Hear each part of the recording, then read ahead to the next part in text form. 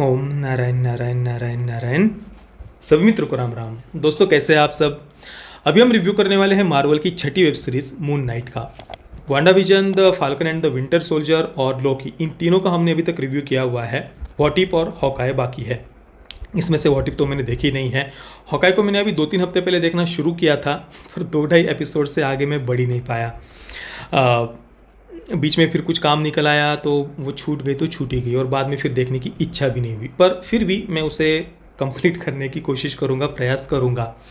पर देखिए, कल रात को जब मैंने मून नाइट को देखना शुरू किया, जैसे ही पहला एपिसोड मैंने शुरू किया, मैं तुरंत कहानी के साथ, कैरेक्टर्स के साथ घुल गया, जुड़ गया। जो मुख्य पात्र है स्टीवन उर्फ मार्क का, उसके बारे में और जानने की इच्छा मन में जग गई कि यार ये कैरेक्टर क्या है, क्या हो रहा है इसके साथ में, मुझे इसके बारे में और जानना है। और जो मैंने पहला एपिसोड शुरू किया तो आखिरी छठा एपिसोड कंप्लीट करके ही मैं फिर उठा। वैसे भी ज़्यादा बड़े नहीं हैं एपिसोड, केवल 45 से 55 मिनट के 6 एपिसोड से, तो अगर आप चाहे तो एक दिन में भी इस सीरीज़ को कंप्लीट कर सकते हैं। पर मुझे सीरीज़ बहुत पसंद है। एक लाइन में संक्षेप में अगर मुझे इसका रिव्यू करना हो तो सीरीज़ फ़नी थी, इंटरेस्टिंग थी, और एक एक एपिसोड के साथ में इस कहानी में आगे क्या होगा, इन कैरेक्टर्स के साथ आगे क्या होगा, जानने की उत्सुकता हमारी बढ़ती जाती है। हालांकि एक बात मुझे सीरीज़ की पसंद नहीं आई। जो मित्र हमारे चैनल से जुड़े हुए हैं वो पहले ही समझ गए होंगे। सीरीज़ में बाद में जो उन्होंने एक सो कॉल्ड पेरेंटल अब्यूज़ को लेकर जो कहने का प्रयास किया है, ऑब्वियसली मैं उसके साथ एग्री नहीं करता हूँ। पर वो एक वैचारिक मतभेद है, आइडियोलॉजिकल डिफरेंसेस के कारण वो बात मुझे पसंद नहीं आई। पर अगर बात करें कहानी की, कैरेक्टर्स की, तो वो बहुत इंटरेस्टिंग थे, और उस दृष्टि से सीरीज़ ने मुझे कहीं पर भी बोर नहीं किया। अब जो बात मुझे पसंद नहीं आई एक केवल, उसके बारे में हम बाद में चर्चा करेंगे। अब देखिए, मार्वल के फेज़ 4 का अभी तक मैंने जितना भी कंटेंट देखा हुआ है, उन सब में मुझे ये सीरीज़ सबसे ज़्यादा पसंद आई, चाहे फिल्में हो या वेब सीरीज़ जो अभी तक फेज़ 4 में आई हुई है मार्वल के। एक तो फिल्मों की बात करें तो केवल शैंग-ची और क्या कहे, स्पाइडरमैन नो वे होम, ये दोनों ही फिल्में मुझे अभी तक पसंद आई है फेज़ 4 की। उसमें भी स्पाइडरमैन नो वे होम का अगर हम देखें तो मार्वल के टिपिकल फॉर्मेट में ही उसे बनाया गया है। दूसरा, शैंग-ची एक फिल्म हम कह सकते हैं जो थोड़ी सी अलग थी। Chinese culture, Chinese super hero, वो हमें एक अलग वहाँ पर देखने को मिला था। बाकी वेब सीरीज़ की अगर मैं बात करूँ तो मुझे अभी तक सीरियसली एक भी वेब सीरीज़ जो मार्वल की फेज़ 4 में आई हुई है, वो एक भी मुझे अभी तक पसंद नहीं आई है। तो ये पहली सीरीज़ है जो मुझे काफ़ी पसंद आई, और एक बिल्कुल अलग एक्सपीरियंस, जैसे कि मार्वल की फिल्में वगैरह मैं अभी तक देखते आया हूँ, उन सब से इस सीरीज़ ने मुझे पूरी तरीके से एक अलग एक्सपीरियंस दिया।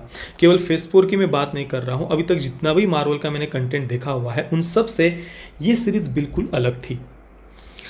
एक तो मिस्र के देवी देवता, मिस्र की सभ्यता, इतिहास, एक माइथोलॉजिकल टच जो उन्होंने इस सीरीज़ को दिया है, वो पार्ट मुझे इस कहानी का सबसे ज़्यादा इंटरेस्टिंग लगा। एक हल्के फुल्के अंदाज में उन्होंने इस पूरी कहानी को हमारे सामने प्रेजेंट किया है। इसको देखते हुए मुझे बार बार द ममी फिल्म की याद आ रही थी, जो मेरी सबसे पसंदीदा फिल्मों में से एक है। और बिल्कुल उसी अंदाज में, हल्के फुल्के अंदाज में ही उन्होंने यहाँ पर इस कहानी को उन्होंने प्रेजेंट किया है। कहानी और कैरेक्टर्स के अलावा सीरीज़ में मार्क और स्टीवन का कैरेक्टर जिन्होंने प्ले किया है, ऑस्कर आइजैक, उनका परफॉर्मेंस मुझे सबसे ज़्यादा पसंद आया। मतलब वो इतना बढ़िया था, उनका परफॉर्मेंस, या इतना सूट कर रहा था वो कैरेक्टर उन पर, कि उनके अलावा और कोई एक्टर इसको शायद ही न्याय दे पाता। इतना बढ़िया उनका परफॉर्मेंस था सीरीज़ में। और बाकी भी सभी के परफॉर्मेंस बढ़िया ही थे। जो विलन का कैरेक्टर था आर्थर हॉरो का, जिस एक्टर ने वो कैरेक्टर प्ले किया, उनका परफॉर्मेंस तो बढ़िया था, पर उस विलन के कैरेक्टर को और बढ़िया तरीके से लिखा जा सकता था, और ज़्यादा थोड़ा उसे निगेटिव दिखाया जा सकता था। पर ओवरऑल मुझे कहानी, कैरेक्टर्स, सभी के परफॉर्मेंसेस पसंद आए। इन सब बातों के अलावा इस सीरीज़ का सबसे बड़ा प्लस पॉइंट था इसके विजुअल्स। है तो ये एक टेलीविज़न सीरीज़, पर किसी बड़ी हॉलीवुड फिल्म के लेवल के विजुअल्स हमें इस सीरीज़ में देखने को मिलते हैं, और वो सच में बहुत इम्प्रेसिव थे। अब हम आते हैं उस बात की तरफ जो मुझे इस सीरीज़ में पसंद नहीं आई, और वो है पेरेंटल अब्यूज़ को लेकर जो इस सीरीज़ कहती है। देखिए, आजकल की नई जनरेशन के जितने भी फिल्म मेकर्स आए हुए हैं, जो अपने आप को बहुत लिबरल, खुले विचारों वाला, प्रोग्रेसिव वगैरह मानते हैं, उनकी फिल्मों को, कंटेंट को अगर आप ध्यान से फॉलो करेंगे तो एक बात बहुत कॉमन आपको देखने को मिलेगी कि वे नई जनरेशन के युवाओं को माता-पिता, बुज़ुर्ग, परंपराएँ, सोसाइटी, समाज वगैरह इनके विरुद्ध भड़काने का हमेशा प्रयास करते हैं और इसके लिए वो अलग-अलग कहानियाँ, कैरेक्टर्स लिखते रहते हैं। जितना हो सके वो दर्शकों को, ऑडियंस को इमोशनल करके ये सब बातें उनके मन में बिठाने का प्रयास करते हैं कि जो माता-पिता का, बुज़ुर्गों का, समाज का, परिवार का जो अनुशासन होता है वो कैसे गलत होता है, उससे आपका जीवन कैसे बर्बाद हो सकता है। और दूसरी तरफ सेक्सुअल लिबरेशन या जल्दी से जल्दी वर्जिनिटी लूज़ करना, कॉलेज में जाते ही कैसे आपको तुरंत वर्जिनिटी लूज़ करना चाहिए, अगर आप वर्जिन हो तो आप बेवकूफ़ हो, मूर्ख हो। सेक्सुअल लिबरेशन या परंपराओं को तोड़ना, माता-पिता को छोड़कर भागना, फैमिली को तोड़ना, शादी को, मतलब ये जो कुछ भी है, इन सब बातों को एक तरफ तो वो प्रमोट करते हैं और दूसरी तरफ माता-पिता का अनुशासन, बुज़ुर्गों का अनुशासन, परिवार, समाज, ये इन सब बातों को हमेशा नेगेटिव वे में दिखाते हैं।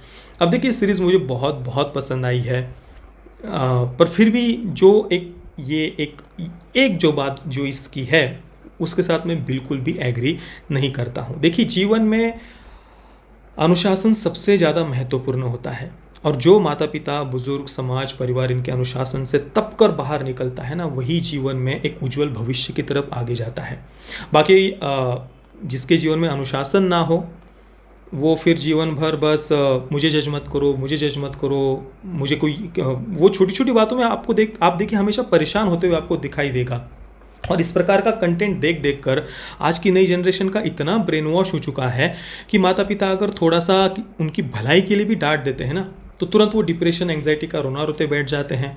अपने दोस्तों के बीच में वही मैंने कई बार देखता हूँ, सोशल मीडिया पर भी देखता हूँ किस प्रकार की बातें आज की जनरेशन के युवा करते हैं कि भाई मेरे पेरेंट्स को तो कुछ समझ ही नहीं है, अक्ल ही नहीं है, बहुत रिग्रेसिव है, कंजर्वेटिव है, उनको तो कुछ अक्ल ही नहीं है।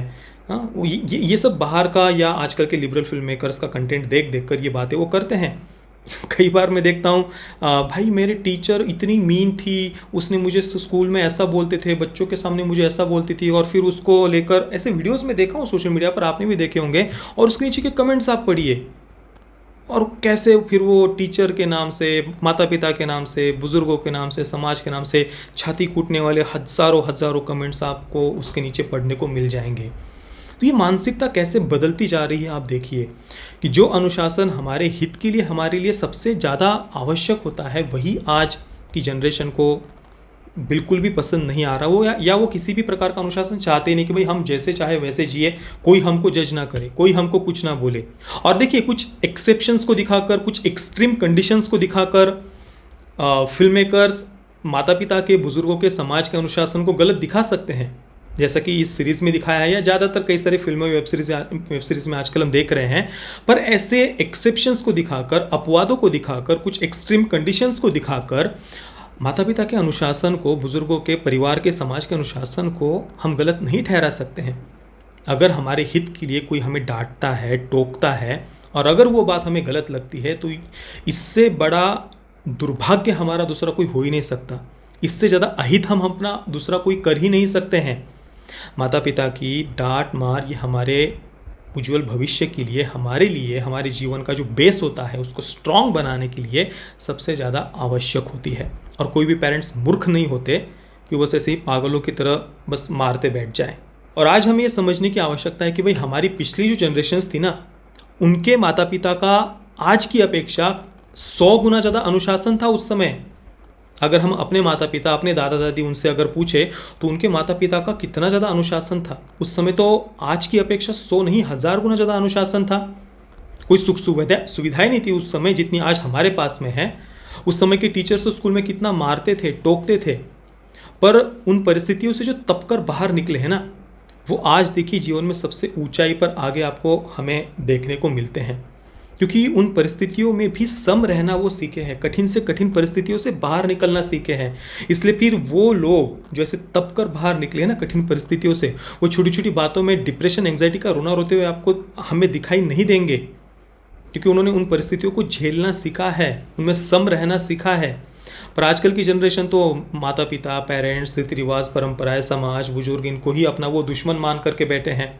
फिर छोटी छोटी बातें भी उनमें भी सम रहना तो वो सीखे ही नहीं है। छोटी छोटी प्रॉब्लम्स आ जाए तो उसमें भी वो परेशान हो जाते हैं। इसलिए जीवन में सुख के साथ में ही दुख की भी उतनी ही आवश्यकता होती है, अनुशासन की भी उतनी ही आवश्यकता होती है, कठिनाइयों की भी उतनी ही आवश्यकता होती है। सोने को जब तपाया जाता है ना, तभी वो और ज़्यादा निखरता है। तो उसी प्रकार से जीवन में अगर कष्ट, मुसीबतें, विघ्न, बाधाएँ हो, कोई अगर हमें टोकने वाला हो ना हमारे हित के लिए, उससे ज़्यादा भाग्य की दूसरी और कोई बात नहीं हो सकती। ये तो सबसे बड़ा सौभाग्य है हमारा कि अगर कोई हमें टोकने वाला है, डांटने वाला घर में है तो, क्योंकि वही लोग हमें जीवन में सही मार्ग दिखाते हैं जब हम कहीं पर गलत होते हैं, चूक जाते हैं। बाकी ओवरऑल मुझे सीरीज़ बहुत पसंद आई, इसमें कोई संदेह नहीं है। एक एंटरटेनमेंट की दृष्टि से अगर हम देखें तो सीरीज़ सच में बहुत इंटरेस्टिंग थी। मैं मून नाइट को दूंगा 8.5 out of 10 stars. Parental guidance की बात करें तो सीरीज़ में कोई सेक्स, न्यूडिटी और कोई खास ऐसा वायलेंस वगैरह नहीं था। बाकी दोस्तों, आपने अगर सीरीज़ को देखा है तो आपका एक्सपीरियंस कैसा रहा, मुझे आप नीचे कमेंट में अवश्य बताना। ये वीडियो देखने के लिए आप सभी मित्रों का बहुत बहुत धन्यवाद। जय श्री राम, वंदे मातरम।